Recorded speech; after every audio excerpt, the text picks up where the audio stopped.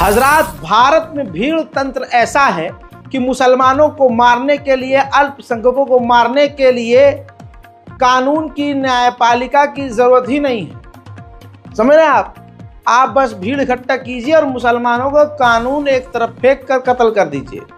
हजरात, अगर बहुसंख्यक समाज का कोई अपराधी होता है तो बुलडोजर नहीं चलता है, तो उस पर कार्रवाई नहीं होती है। कार्रवाई होती है तो ठंडी कार्रवाई होती है। वही अपराध मुसलमान करे तो उसके घर पर बुलडोजर चलता है। 2000 हिंदू समुदाय, बहुसंख्यक समुदाय उसके घर पर जाकर हमला करते हैं, मस्जिद में आग लगा देते हैं, मुसलमानों के घरों पर हमला करते हैं। अब आप कहेंगे भाई अपने मन से आप कैसे कह रहे हैं? तो आप ये जो दंगे फसाद का वीडियो देख रहे हैं जरा ध्यान से देख लीजिए। 2000 लोगों ने मुसलमान इलाकों में जाकर तबाही मचाई है।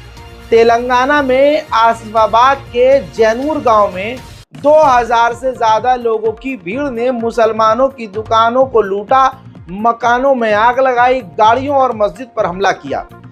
हमलावरों ने दुकानों और मकानों के साथ मस्जिद में भी घुसपैठ करके तोड़फोड़ मचाई, कुरान पाक की तौहीन करी और वाहनों को क्षतिग्रस्त करके आग लगा दी। वजह क्या है? ये जो आप तमाम तबाहियां देख रहे हैं उसकी वजह यह है कि एक ऑटो ड्राइवर पर आदिवासी लड़की के साथ रेप करने का आरोप लगा था।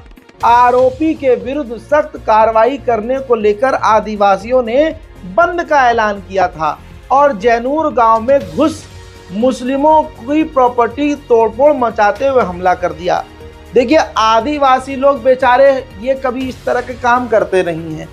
हाँ, वो मांग जरूर कर रहे थे कि भाई जिसने ये अपराध किया है उसको गिरफ्तार किया जाए, लेकिन जब वो सड़कों पर आए तो फिर वो 2000 लोग कौन थे, कहाँ से आए थे, किस पार्टी ने भेजे थे कि उन्होंने जाकर फिर उपद्रव मचा दिया। और फिर उसके बाद इस तरह की तस्वीरें सामने आई हैं जिसने पूरे इलाके में दंगा मचा दिया। वक्त रहते वहाँ पर प्रशासन आया, लेकिन जब तक सब कुछ तबाह हो चुका था। देख लिया दोस्तों, भाई भीड़ तंत्र है आज। अब ये मैं बोलता हूँ, ये दिखाता हूँ तो कईयों को लगता है कि मैं मुसलमानों को भड़का रहा हूँ। नहीं भाई साहब, ये बहुत बढ़िया काम कर रहे हैं, मुसलमान इसी लायक हैं। ठीक है, अब कुछ करने की ज़रूरत नहीं है। मैं कहता हूँ कि मुसलमानों जागो, तो इसका मतलब ये नहीं कि हथियार ले लो तुम। कभी भी मैंने बोला है कि मुसलमानों जागो, तो जागने का मतलब ये कहा है आगे कि भाई आप शासन प्रशासन को समझो, कानून संविधान न्यायपालिका को समझो।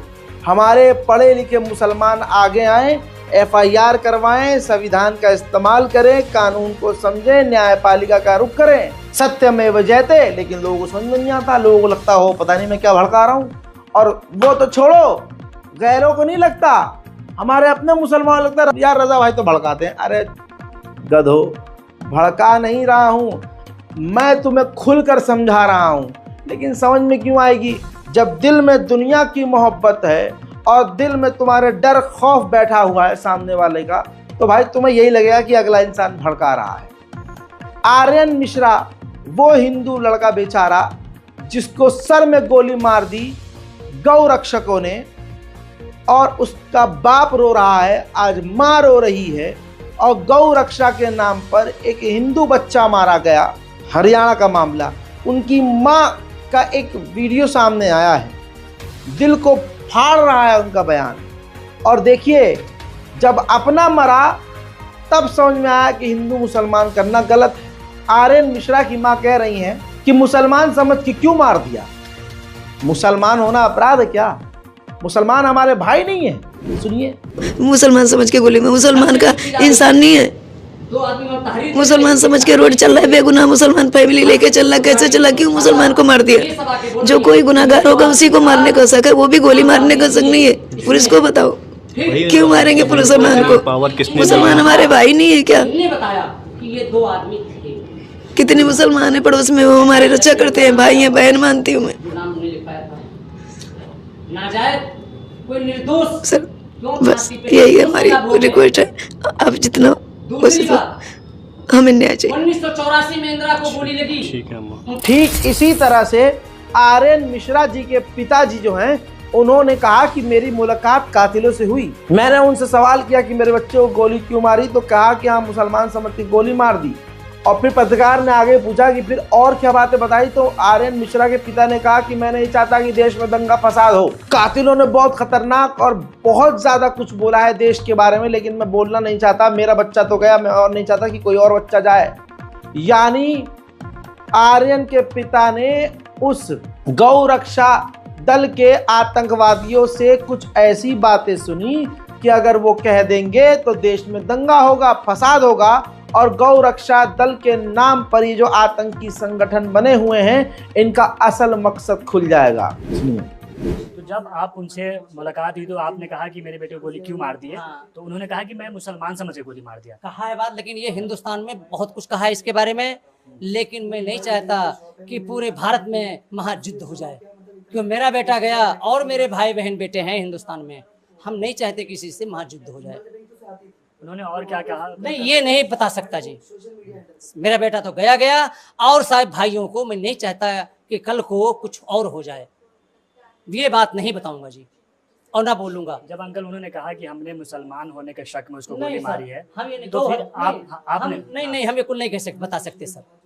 हाँ, बहुत कुछ कहा, देश के बारे में कहा, लेकिन हम नहीं कह सकते। आपने उनसे क्या कहा कि ठीक है तुमने मेरे बेटे को मैंने ये कहा कि गोली मेरे बेटे के सिर्फ क्यों मारी गई, मैंने ये कहा बाद में। उसके बाद गोली गलती से छटक के लग गई है।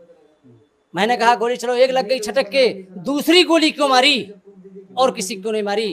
कहने वो मुझे नहीं पता गोली किसने मारी। बस सोचिए फिर माहौल क्या होगा और मुसलमानों के खिलाफ कितने बड़े षड्यंत्र रचे जा रहे हैं। वहीं मेरे दोस्तों, बुजुर्ग को मुंबई के अंदर ट्रेन में मारने वाली भीड़ का चौथा आतंकवादी तस्वीरों में देखिए गिरफ्तार कर लिया गया है। हजरत मोहतरम 2 दिन की कस्टडी में इसको भेजा गया है। बुजुर्ग व्यक्ति को इन्होंने बुरी तरह से पीटा था।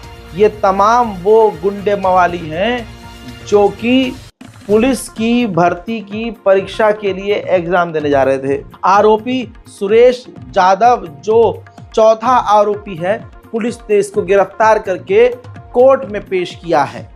मैं तमाम हिंदू भाइयों से यह अपील करूंगा कि नफरत का साथ छोड़ दीजिए। नफरत सिर्फ हमें नुकसान नहीं दे रही है, नफरत आपको भी नुकसान दे रही है। नफरत ने आपके दिलों को सियाह कर दिया है और सियाह दिल में कभी प्रभु श्री राम वास नहीं करते। काला जो दिल हो जाता है वो कभी सुकून से नहीं रहता। मैं अपील करूंगा सरकार से हाथ जोड़कर कि जो भी इस हमले में बुजुर्ग व्यक्ति को मारने में शामिल थे और जो पुलिस की भर्ती के लिए परीक्षा देने जा रहे थे, उनको परमानेंटली ब्लैकलिस्ट कीजिए कि कम से कम वो कोई सिविल सर्विस न दे सके। मॉब लिंचिंग के खिलाफ सख्त कानून बनाए जाएं कि अगर कोई मॉब लिंचिंग करता है या कोई खतरनाक दंगों में शामिल होता है तो वो परमानेंटली ब्लैकलिस्ट हो और उसकी नौकरी न लगे। इससे मोदी सरकार को फायदा ही होगा, क्योंकि मोदी सरकार वैसे भी नौकरी नहीं दे पा रही है। और हकीकत यह है कि अगर मोदी जी सही समय पर मुसलमानों को छोड़ दीजिए, हिंदू बेरोजगार युवाओं को ही नौकरी दे देते तो आज मुसलमानों की मॉब लिंचिंग करने वाला कोई ना होता। हजरत मोहतरम, माहौल इतना टॉक्सिक और जहरीला कर दिया है कुछ संगठनों ने, बोलूँगा तो कहेंगे कि रज़ा भाई भड़का रहा है। क्या कहूँ फिर मैं कहूँ कि बहुत संगठनों ने, कुछ हिंदू समुदाय के लोगों ने बहुत खूबसूरत देश का माहौल किया हुआ है। जी हाँ, इतना खूबसूरत माहौल किया हुआ है कि आपके पड़ोस और मोहल्ले में अगर कोई हिंदू आपका जानने वाला है तो आपके दिल में ये खबर सुनने के बाद डर पैदा हो जाएगा। हर इलाके में हिंदू संगठन, बजरंग दल और फलाना दल मौजूद हैं और इस दल से जुड़ा हुआ हर व्यक्ति है। परिवार में अगर 5 लोग हैं, 6 लोग हैं तो एक व्यक्ति हिंदू समुदाय का, परिवार का इस संगठन से जुड़ा हुआ है। अब मोहल्ले में आप चलते हैं, सलाम दुआ करते हैं, हाय हेलो रखते हैं, दोस्ती भी रखते हैं। और ऐसे में अगर हिंदू कोई दोस्त, आप मुसलमान हैं, आपको फ़ोन करके बुलाया तो आप जाएंगे, क्योंकि वो आपका मित्र है, जानने वाला है। जहाँ पर आपको बुलाया है वहीं पर वो 50 लोगों को बुलाकर आपकी पिटाई करवा दे इस बिना पर कि आप मुसलमान हैं, तो फिर देश बताइए कितना टॉक्सिक हो गया है। ये गुंडागर्दी कितनी बढ़ चुकी है। यूपी के पीलीभीत में इस व्यक्ति को जो आप मौत के मुंह में देख रहे हैं, जो बोल भी नहीं सकता और जिसकी शक्ल मैं आपको क्लियर दिखा भी नहीं सकता, बुरी तरह से घायल है।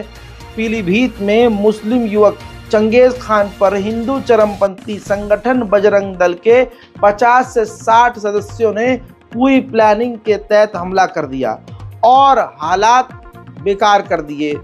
दोस्तों, चंगेज खान के एक दोस्त ने, हिंदू दोस्त ने फ़ोन करके बुलाया। जब ये वहाँ पहुँचे तो हिंदू संगठन के वहाँ 50 से 60 लोग मौजूद थे।